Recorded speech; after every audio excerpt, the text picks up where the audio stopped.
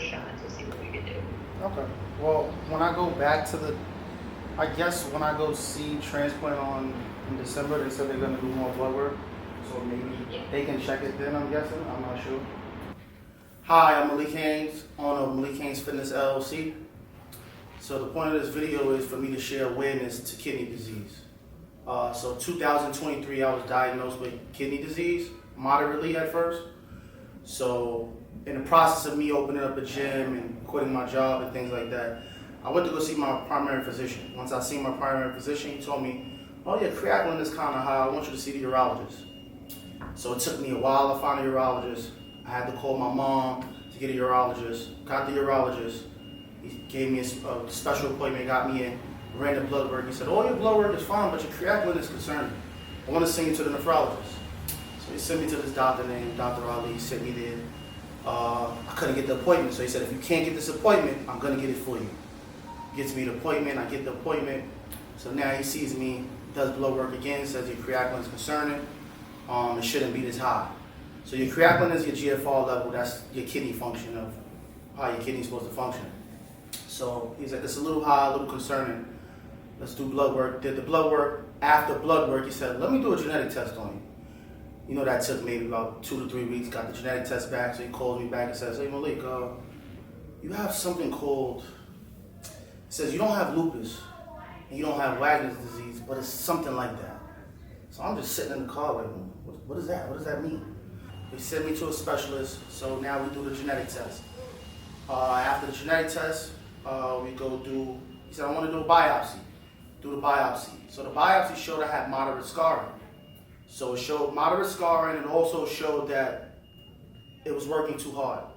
So he said, I'm going to send you to a specialist, because I'm not really familiar with this. Sends me to the specialist's name is Dr. Javeri, shout out to him.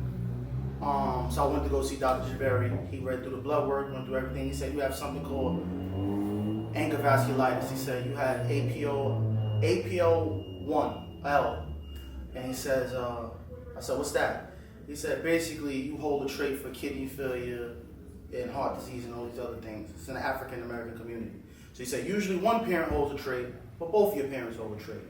So I'm like, all right, what do I do now?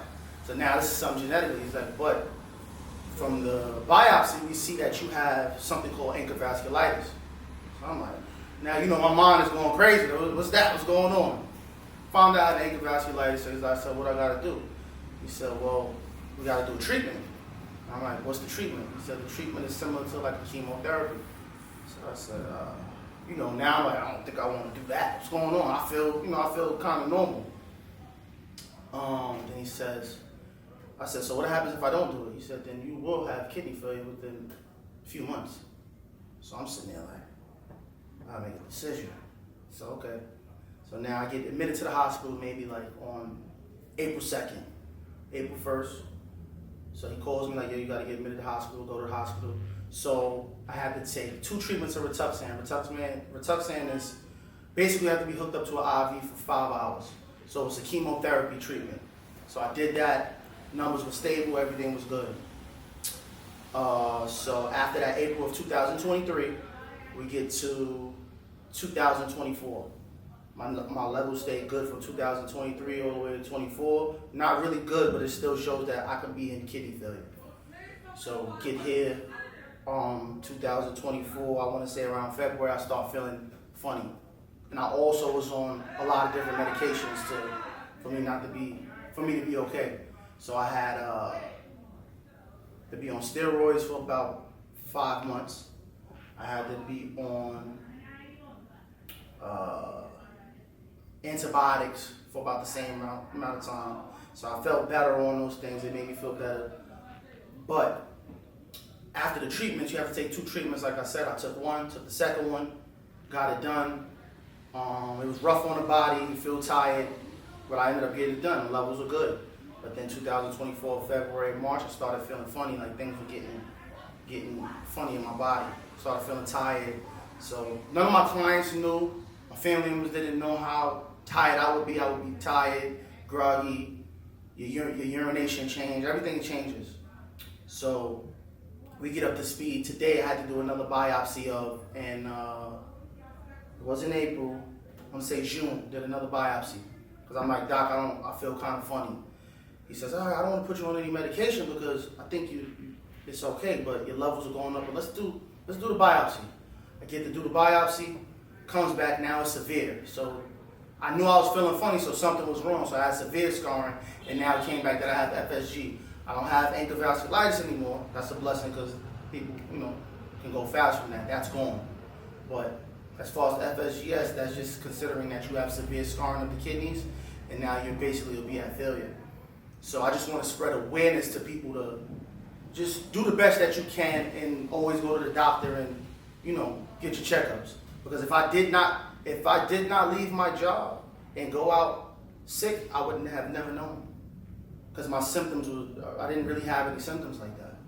I only knew it from the blood. And my urination, that's how I started to know. The tiredness, things were a little bit different with my body, but I would have never known. So now I'm at the point where I'm going on a transplant list now. I just got accepted on a transplant list. I'm looking for live donors now, but if I can, I'll just be on a transplant list, but that's not gonna stop. I don't want people to think that you can't live life if you're sick, because there's a lot of people that's sick. They have a bunch of diseases and things are wrong, but that doesn't mean you can't fight and keep the fight going and keep moving. Doesn't mean that. Yeah, you're gonna feel tired. Yeah, you're gonna be embarrassed. You don't want the world to know certain things about yourself, but that's okay. There's nothing wrong with that. We all have to go through things in life, and that's okay. God's strongest soldiers have to go through things, and that's fine. It is what it is. I understand that. But I want to thank y'all for taking the time out to listen to my story a little bit. I want to thank my friends, my family, everybody that's been with me during this journey that I've been going through tough things. It's been real tough. I've had nights I cried. I had nights I couldn't go to sleep over it. But now I accepted everything. I've truly accepted it. And this is the place in my life that I'm supposed to be. And now I'm here to share my story. I'm having a short documentary come out in segments. And I hope you guys like it and enjoy it and can spread awareness for kidney disease. Thank you.